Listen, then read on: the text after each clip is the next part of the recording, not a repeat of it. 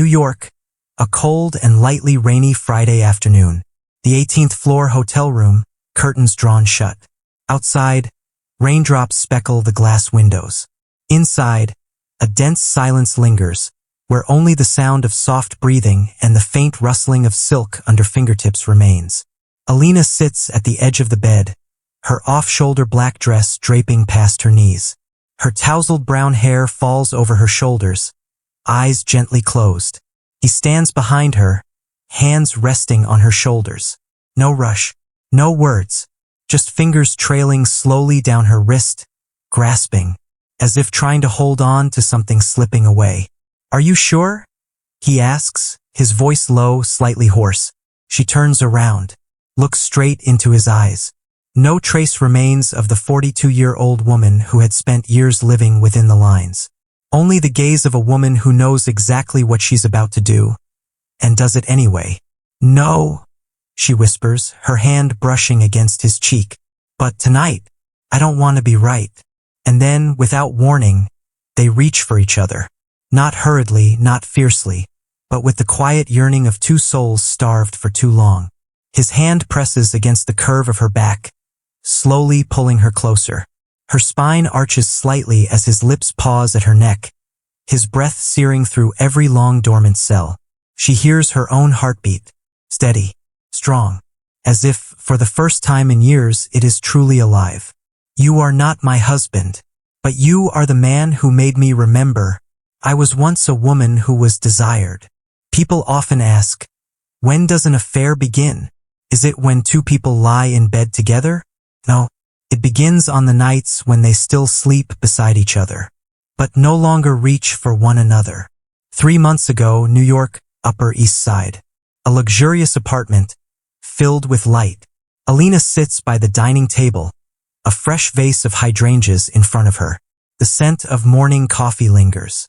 2 plates of poached eggs sit across from each other. Her husband, Dr. Daniel Grayson, left at 6 a.m., same gray suit, neatly combed hair, and a hurried "have a good day" on his lips. The door closes. The wind outside the window sounds louder than usual. Alina stands, pours herself an espresso. She catches her reflection in the glass.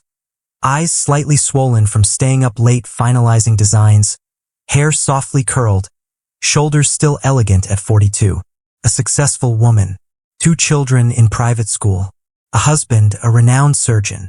On paper, her life is perfect. But inside, the emptiness is growing. Night. Daniel returns at 11 p.m. He kisses her forehead out of habit. She wakes, watching as he walks into the bathroom, light seeping through the half-closed door.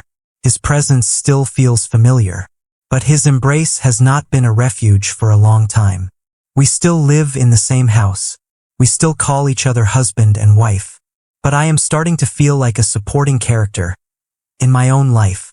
Work, the only place where she still feels like herself. Alina is the creative director for a fashion house, bold, sophisticated.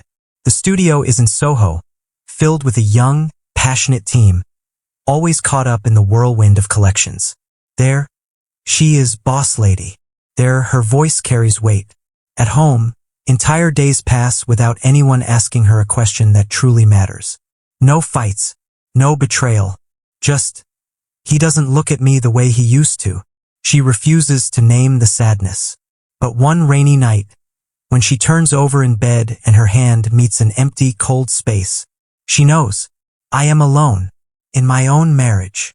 Not everyone enters your life with a lightning strike. Some arrive with just a glance, but that glance is enough to make you never see the old one the same way again. A photo shoot in the studio, late afternoon, sunlight slanting through the windows. Alina is reviewing the layout for a new ad campaign. She wears a white blouse, black trousers, standing behind the camera with the stylist and assistants. The door opens. He steps in, tall, solid build, black t-shirt hugging his broad shoulders, slightly wavy hair, a water bottle in his hand. His gaze sweeps across the room, before landing on her. Liam Hayes, 36, model turned freelance photographer, newly hired for the Timeless Skin campaign. Not conventionally perfect, but there is life in his eyes, something raw, unapologetically masculine, and unmistakable. She lifts a hand to adjust a model's blouse and unintentionally meets his gaze. Not for long, but long enough to feel seen. Not as a boss, not as a middle-aged woman with status, but as a woman who has something that intrigues him. Break time at the small bar in the studio. Is the coffee here any good? His voice interrupts as she waits for the machine. Not as good as in Italy, she replies lightly without turning. I take it you've been to many places? You're calling me ma'am? She chuckles, turning to face him. Call me Alina. Liam. He extends a hand, firm yet effortless. A brief pause, then silence. A glance, unintentional, uninviting, but she felt it linger longer than the words exchanged. That night, she stood before the mirror, removing her makeup. Her husband's toothbrush sat undisturbed in the cup. The TV in the living room murmured the evening news. Everything was in place. Yet in her mind, his eyes appeared. The small question, "You've been to many places?" And the way he said Liam, as if they were two strangers, on the verge of something familiar. Studio microphone, some people don't need to say much, but with just a few words, they make you feel heard more than a 20-year marriage ever did. Studio, a creative meeting. Liam was invited as the lead photographer for the next campaign. Alina sat across from him at the long conference table. Her voice was clear, precise, sharp as always. But something was different. His eyes never left her when she spoke. No interruptions, no pressure, just listening. After the meeting, they both stepped onto the balcony for a cigarette, a habit Alina rarely indulged. I didn't think you smoked. I thought I quit. She smiled, exhaling softly. The New York evening breeze tousled her hair. She leaned against the railing, while he tilted his head slightly, observing. You're really good at what you do, but you don't seem happy. A slip of the tongue. She turned to him. He looked caught off guard. Sorry if I overstepped. No, you're right. I'm not happy. A pause. Then quietly, but I've gotten used to it. For the first time in years, she said it out loud. Not to her husband, not to a friend, but to a man she had only just met. The following days, they worked together more often. Outdoor shoots, concept selections, lighting tests. Moments when they stood close enough for her to catch the subtle woodsy scent of his cologne. Fingertips brushing accidentally as they passed a camera lens. Standing shoulder to shoulder, looking at the same screen, breaths intertwining in fleeting seconds. One evening, after wrapping up a set, the lights were off. Only the laptop screen cast a faint glow. Softly, he asked, Do you ever feel like you're living, but you've disappeared? Every day, she answered without looking up. Silence. Neither mentioned marriage. Neither asked about the other's life outside of these moments. But the emptiness was mutual, and they recognized it in the quiet understanding between them. One rainy afternoon, they took shelter under the studio's awning. She had forgotten her umbrella. He lifted his coat over her head. People rushed by. Taxis sped past. But they just stood there, so close. She could have walked away, but she stayed. He could have looked away, but he didn't. Nothing happened. But it was in that moment where nothing happened that everything changed. Studio microphone, the danger is not in the accidental touches. It's in the moment you realize you're waiting for someone to step into your heart without even knowing it. Monday, 9:12 a.m. She arrived earlier than usual. The makeup room was empty, soft light filtering through the large window. She sat in front of the mirror, fingers absent-mindedly grazing her lips. A small question echoed in her mind. Will he be here today? And instantly, she startled herself. That afternoon, the photo shoot was by the Hudson River. The air was crisp. Equipment was set up near an old dock, a scene tinged with nostalgia. Liam was the last to arrive. Black turtleneck, wind-tousled hair. She said nothing, but her heart skipped a beat. She didn't need a mirror to know. She had blushed. During a break, they sat on a weathered wooden bench. The river stretched ahead. Between them, 2 paper coffee cups. And a silence, filled with unspoken turmoil. "Do you take walks often?" he asked. "I used to. Alone. Not before. Now, yes." She smiled, eyes averting, as if avoiding something. He said nothing. "What about you? Does someone wait for you at home?" "Yes. But it's not always a warm embrace." "I understand," she whispered. After the shoot, as everyone packed up, she checked her phone. A message from her husband. "Got called in for an emergency shift. Will be home late." No emotion. No questions. Not even a small symbol. She put her phone away without replying. That night, on her way home, she passed by the small bookstore near Spring Street.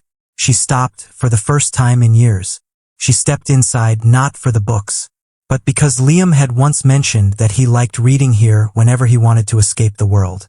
She looked around. He wasn't there.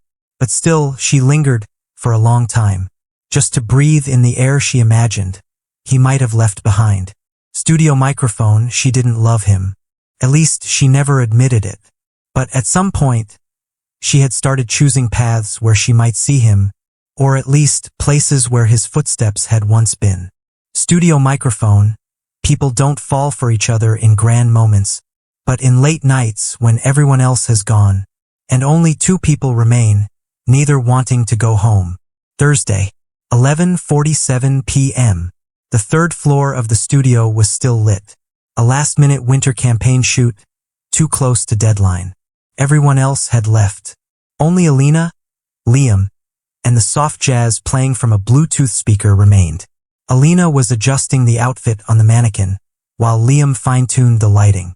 No words were exchanged. None were needed. The air felt thick. "Are you tired?" she asked without turning around. "Just a little cold. But with lighting this perfect, who'd want to miss it? You always know exactly what people want to hear. And you always know how to hide when you're shaking." She turned to him. Her gaze held his for just a little too long. No one smiled. No one looked away. Only their breaths, falling out of sync. A cashmere coat slid off the mannequin. She bent down to pick it up. He stepped closer, very close. Not for the coat, but as if drawn by something else, something making the room feel too still, too near. When she stood up, they were face to face. Less than a step apart. She looked up. He didn't look away. "Don't," she whispered, but her voice faltered at the end. "I know," he murmured, but he didn't pull back when his fingers brushed lightly through her hair, and she didn't step away when his hand rested against her cheek, warm, steady, and unexpectedly gentle. The first kiss wasn't rushed. It arrived like something long understood, simply waiting to be touched. As their lips met, the world blurred. Only the sound of fabric shifting, only the hurried, unsteady, intoxicating breaths. Only 2 people, forgetting who was waiting for them at home. And in that moment, they were no longer strangers in their own lives. An hour later, she sat on the couch, wrapped in the coat. He stood by the window, the outside light casting a sharp line across his shoulder. Neither spoke. No one asked, "Do you love me?" No one asked, "Where will this lead?" Because they both knew what had just happened had crossed a line. And there was no going back. Studio microphone, some kisses don't begin with love, but with an emptiness no one sees. And sometimes what quietly kills a marriage isn't betrayal, but the moment you feel alive in someone else's arms. Studio microphone, infidelity doesn't always start with the body. But once you've touched, the next embrace, the next glance, is no longer accidental. After that night, they were silent for 2 days. No messages, no stolen glances, no mention of the kiss that shattered boundaries. But neither denied that it had happened, and both wanted it to happen again. A rainy afternoon, she sat by the 2nd floor window, adjusting last-minute design drafts. Liam walked in carrying 2 cups of hot tea. "No coffee today? You said last time that it kept you up." I remembered. She smiled faintly, but her hand trembled slightly as she reached for the cup.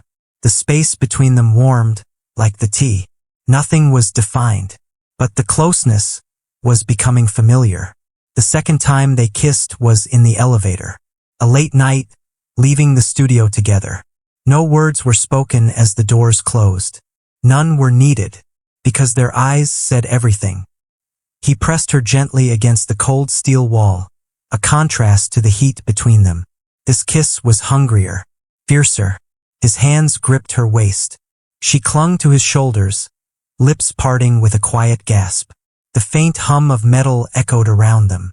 The wind outside whispered against the building, and their hearts pounded, faster than they should. The elevator stopped at the ground floor. Both adjusted their clothes. No one said a word, but as she stepped out, her heel wobbled slightly, as if she could no longer stand steady. That night, when she got home, her husband was sitting in the living room, reading documents. Without looking up, he asked, "Have you eaten? There's food in the fridge." No hug, no kiss, no suspicious glance. And that made her feel worse than being questioned. She went upstairs into the bathroom. Cold water ran over her shoulders, her lips, her chest. But the ghost of Liam's touch didn't wash away. Their stolen moments were no longer unexpected. They stayed late after work, under the excuse of reviewing samples. They walked together after on-location shoots, using heading to the metro as an alibi. And then one day, while waiting for a red light, he brushed a finger lightly against her back. Just a fleeting touch through fabric. But she shivered. Her body trembled. Since when had she started hoping he would touch her again? Studio microphone, they hadn't gone too far. But there was no way back. Because in their minds, they had already belonged to each other. From the first time they learned how to make the other smile. I didn't fall for him because he was special. I fell because I was too lonely. Studio microphone, she never meant to love him. It's just that every time he walked into a room, she found herself sitting up straighter. Every time her phone lit up, she wished it was his name. That day, a new intern joined the studio, Nicole. Young, tall, bright brown eyes, radiant smile. Liam was assigned to mentor her. The whole morning they worked together, reviewing photos, adjusting lighting. Nicole laughed a lot. Alina said nothing. She kept her focus on fixing the collar of a spring dress. But she misstitched 3 times. At lunch, Liam and Nicole ate together at the cafe downstairs. Alina passed by. She saw Nicole tilt her head, laughing, her hand resting lightly on Liam's arm as she spoke. Alina walked straight ahead, but her chest tightened, painfully, unmistakably. Why do I care? Why didn't I eat with everyone like usual? Why do I want to turn back and ask, what's so funny? That night, she lay in bed next to her husband. He had his back to her, like every night. Alina couldn't sleep. She picked up her phone. No message from Liam. She put it down. 30 minutes later, she picked it up again. Just a system notification. Not him. She sat up, asking herself, what am I waiting for? A message? Or just the feeling of being remembered? And then her phone buzzed softly. A text from Liam. You didn't eat, did you? You look thinner.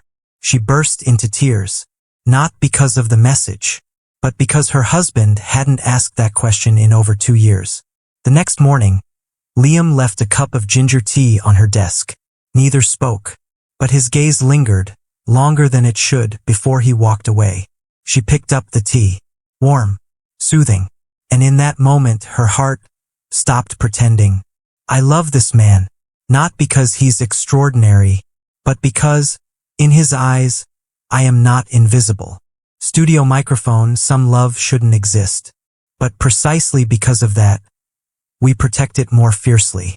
No one sees, no one understands, only us, and the way our hearts race when a message arrives. Studio microphone, sometimes what leads people astray isn't desire, it's the feeling of being truly seen. The Santa Barbara shoot, a seaside villa, rented as the main location. The team worked for 2 days, staying one night. Alina wasn't planning to go, but Liam texted, if you don't come, I won't be inspired. She read it at midnight, typed, then erased, typed, then erased. In the end, she only sent, "See you tomorrow." That afternoon, the team returned to the hotel for post-production. Alina stayed behind to gather leftover accessories in the second-floor studio. Liam stayed too. Neither gave a reason. They only knew. Neither wanted to leave the house yet, not while the golden sunset still lingered on the curtains. The world was still. The vast room filled only with the rustle of fabric and quiet breaths. She bent down to pick up a loose tassel from a dress. He stepped forward to help. His hand brushed against hers. They looked at each other. Neither pulled away. She stood up. He kept his gaze on her. 1 second, 2 seconds, and then he leaned in. His lips met hers. Slow, deep, unbearably gentle. For the first time, they weren't in a hurry. No more stolen kisses in the elevator. No more fleeting glances after work. This time, everything was real. He unbuttoned her blouse as if he had imagined doing so 100 times before. His hand traced her back, slipping beneath skin warmed by the setting sun. She said nothing, just closed her eyes, and exhaled softly as his lips traveled from her neck to her shoulder, then lower still. Fabric slipped to the floor. The wooden door clicked shut. The ocean breeze rustled the curtains, making them sway ever so slightly. On a linen-covered chaise, their bodies intertwined. Whispers broke apart against bare skin, like a melody with no words. "Don't forget me after tonight." Impossible. When it was over, they didn't speak. He lay beside her, his hand still resting over her heart, as if trying to memorize its rhythm. No promises, no commitments, only one certainty. This time, there was no turning back. Studio microphone, she once thought she was strong enough to stop. But when his lips whispered her name between tender touches, she knew. Her heart had betrayed her long before her body did. Studio microphone, people don't get addicted to an embrace. They get addicted to being held by the right person at the right moment. The next morning in Santa Barbara, sunlight poured through the glass like honey. Alina woke to find Liam still asleep. He lay on his side, an arm draped over her waist, as if afraid she might disappear. She watched him for a long time. No one had ever slept beside her like this, not out of duty but out of want. She reached out, brushing away a stray strand of hair from his forehead, and whispered, just loud enough for herself to hear, "I wish time could stop here." After the trip, everything changed. No one knew what had happened, but everyone sensed something had shifted in the way they looked at each other. One late afternoon, Liam stopped by the studio to drop off edited photos. No one else was there, only Alina, adjusting a model's dress. When she stepped out, the off-shoulder fabric barely clung to her skin, light as breath. He froze. "The dress looks nice," he said, but his eyes weren't on the dress.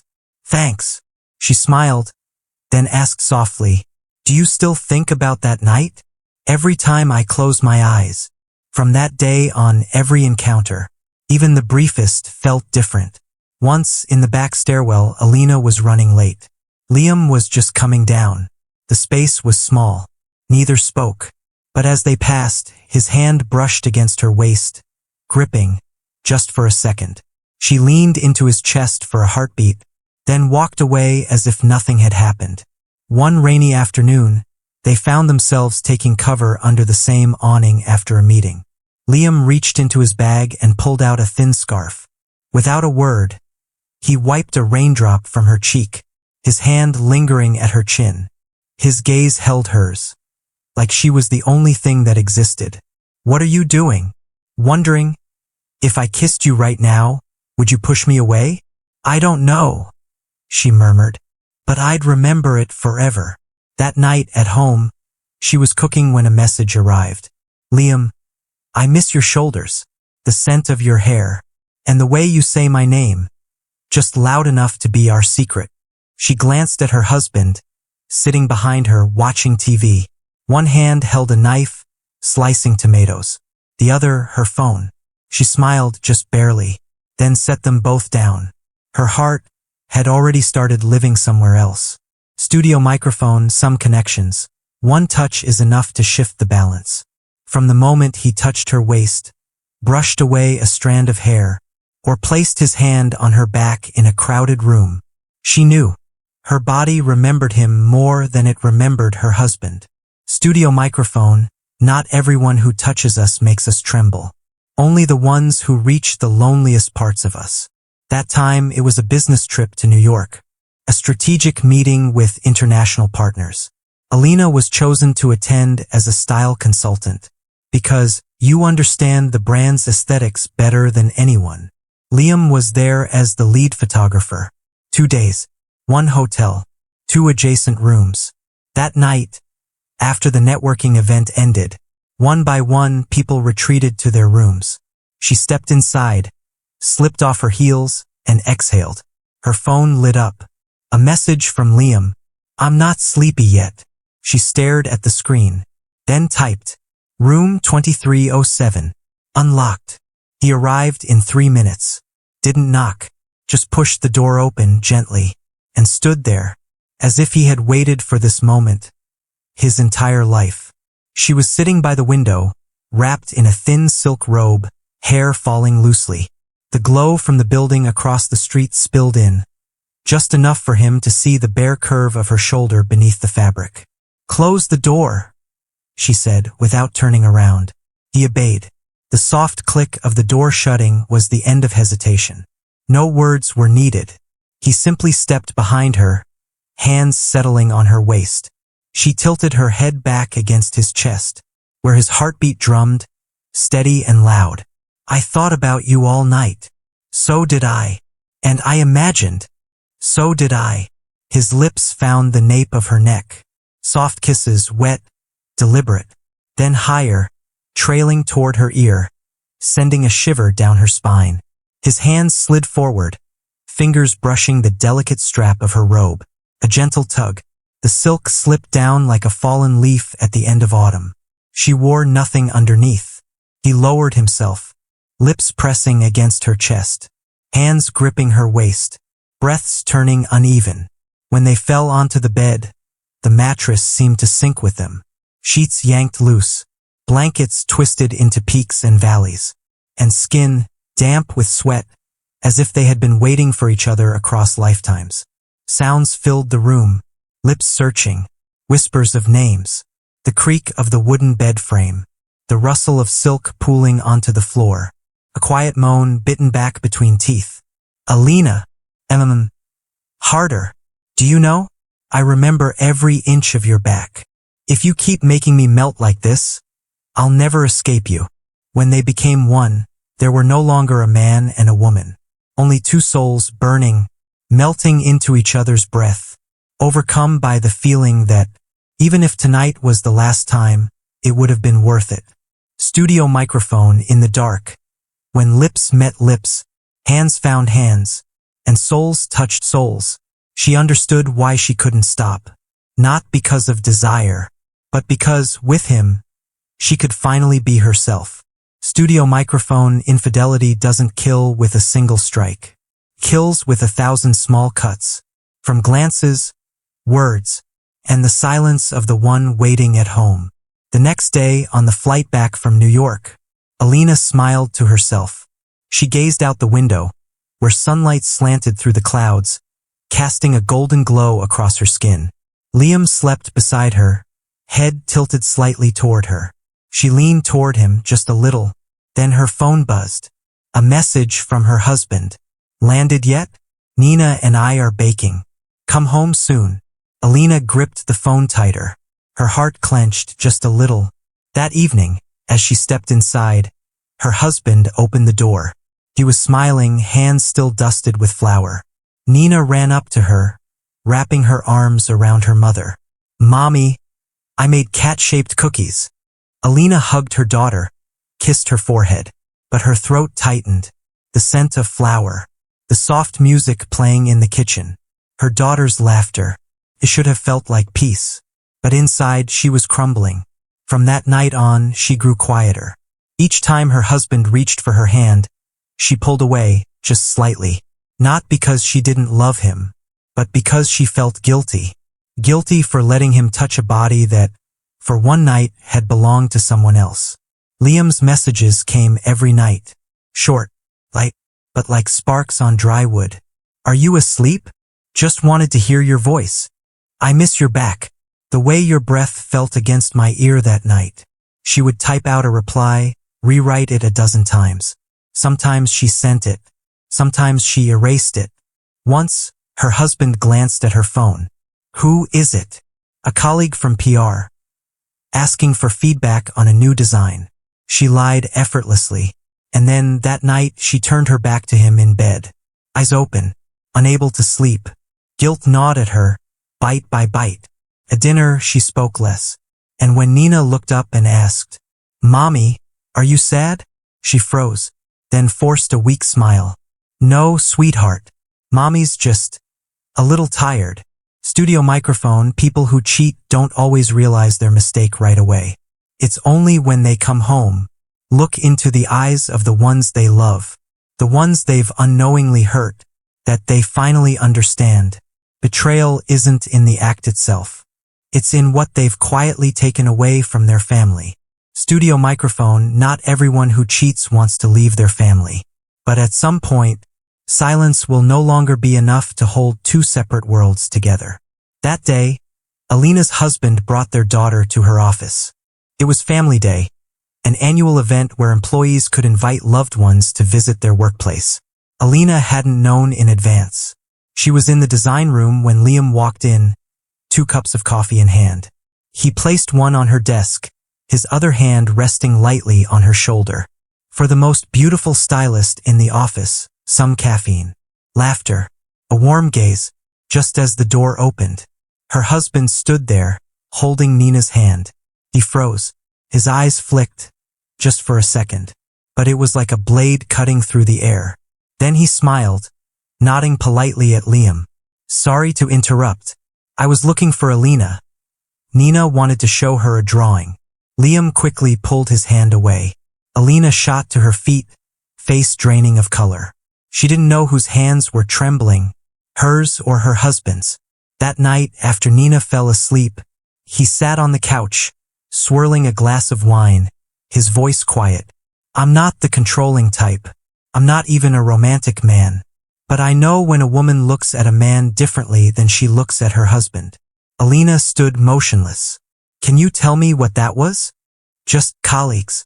A little close." He nodded, took a sip of wine. "If it's just a little, then good. But if it's more, you need to decide." That night, for the first time, she slept in her home office. And for the first time, Liam called not to whisper sweet things. "I know I'm being selfish, but I don't want to be the man always standing behind you. I still have a family. Then choose them, but don't leave me stuck in between. It's either me or it's over." Studio microphone, infidelity is like walking a tightrope. At first, you think you're in control, until the weight pulling from both sides forces you to let go of one. Alina sat between 2 messages. One from her husband, silent. One from Liam, "Does your silence mean you've chosen him?" She answered neither. She just sat there, knees pulled to her chest, in the dark, where the ticking clock sounded like a blade scraping against stone. Studio microphone, feelings don't need a reason to arrive. But choices always leave someone in pain. She didn't go to the office for 3 days. Worked remotely, partly out of shame, mostly out of fear.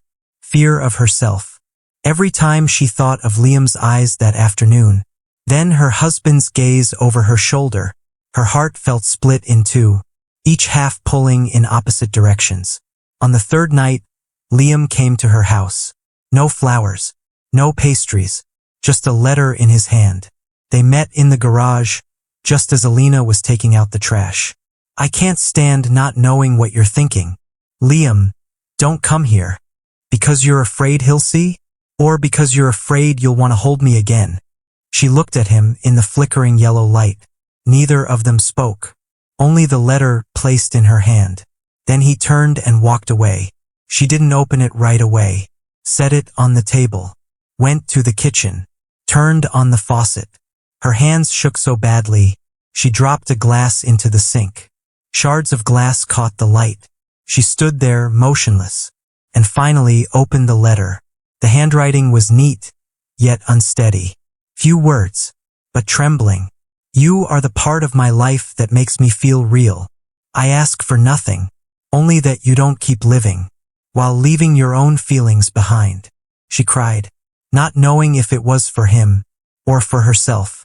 For all these years she had lived well, lived right, so why did one man, a stranger, make her want to throw all of that away, to run toward the mistake? That night, she went upstairs and sat by the bed. Her husband was reading. He turned to her and asked gently, "Are you okay now? Still a little tired? Is there anything I can do? Can we love each other again from the beginning?" He froze, set his book down, looked at her, his eyes without blame, only the exhaustion of a man who had traveled too far in a marriage to remember the way back. Studio microphone. Sometimes people cheat not because the other person is better, but because they see a part of us that our loved ones have long forgotten. Studio microphone. Betrayal doesn't always begin with infidelity.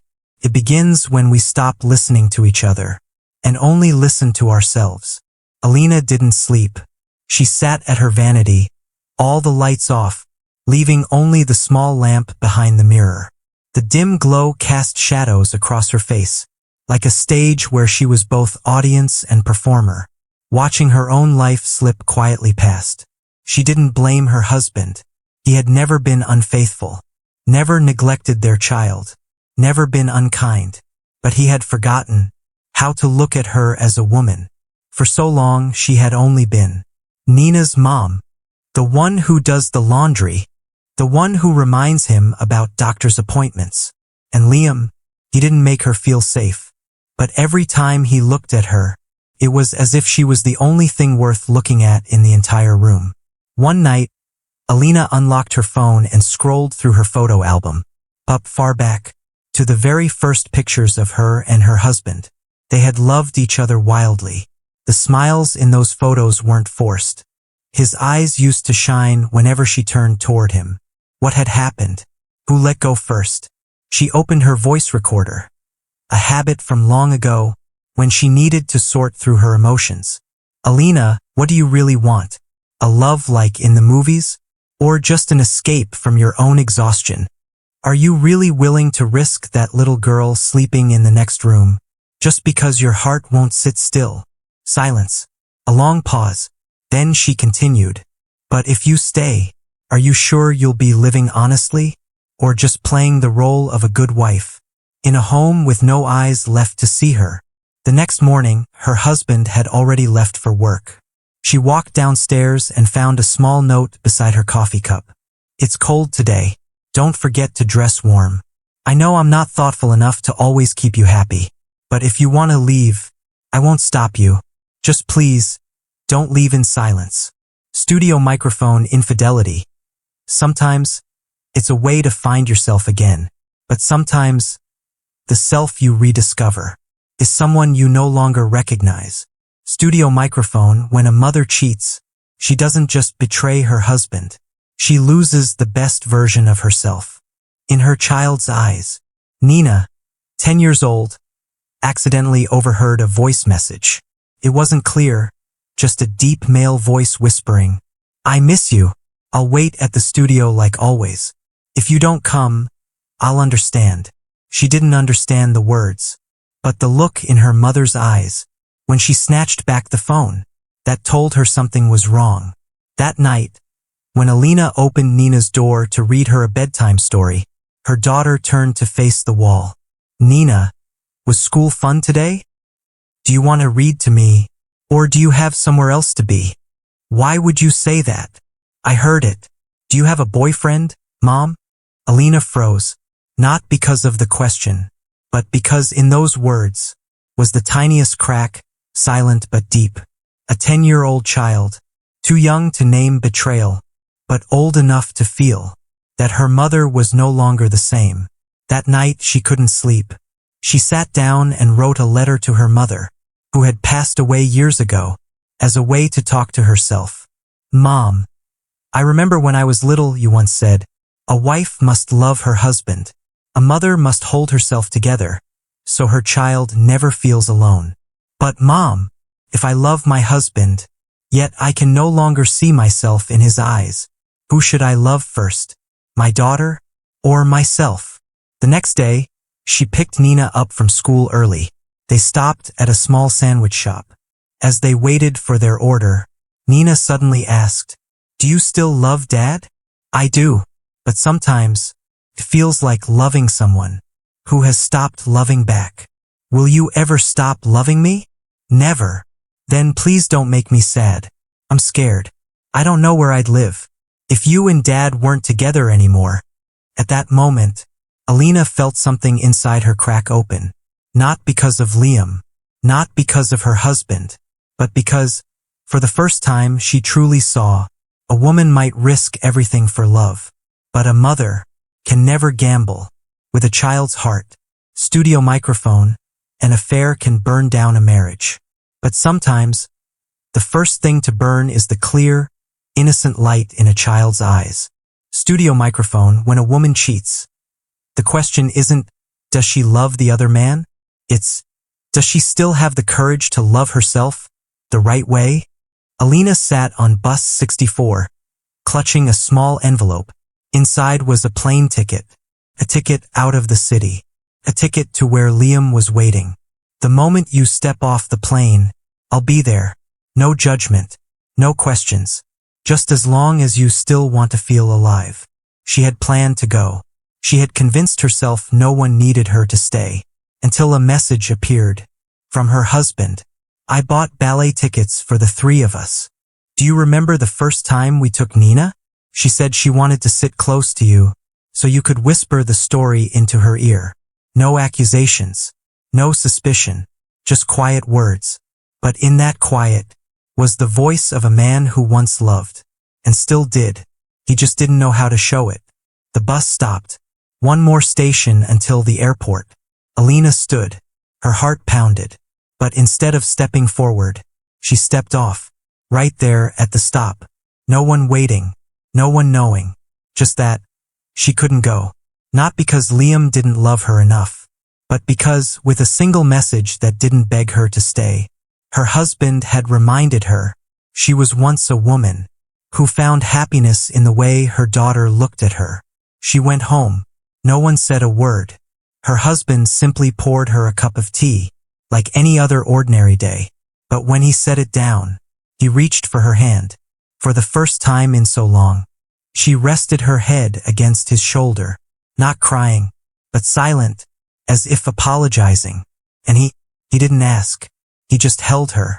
A hold that didn't erase mistakes, but was enough to say, "If you still want to stay, then I will learn how to love you again." Studio microphone, an affair doesn't always end in separation. Sometimes it's the end of an old, worn-out marriage, and the beginning of a new one, between two people who once loved each other, but lost their way in the years. Studio microphone, some loves can't stay, but they also can't leave. 3 months later, Alina walked into a small cafe at the end of a quiet street. A soft jazz melody played in the background. A young waiter placed a sugar-free latte in front of her, along with a small, heart-shaped cookie. She hadn't ordered, but they remembered, because she had been here before many times, with a man who wasn't her husband. Liam had never texted again. After she last said, "I'm sorry," no anger, no blame, just silence, as if both of them understood that sometimes endings need no words. She still kept the camera he gave her, tucked away in the bottom drawer. Still looked at old photos sometimes, but without guilt, only the quiet realization that she had once lived recklessly and freely. Her husband was still as quiet as ever, but now between them there were small unconscious touches, silent movie nights, and cups of tea he placed beside her sewing machine. As she worked on dresses for clients, no more burning passion, but no more distance either. Just a quiet kind of happiness, one that outsiders wouldn't see, but those inside knew. They were trying again. On Christmas Eve, Nina handed her a handmade card. Three figures holding hands under a Christmas tree. Behind it, in messy handwriting, her daughter had written, "I don't need you to be perfect. I just need you to still be Mom, the person I've loved most in this world."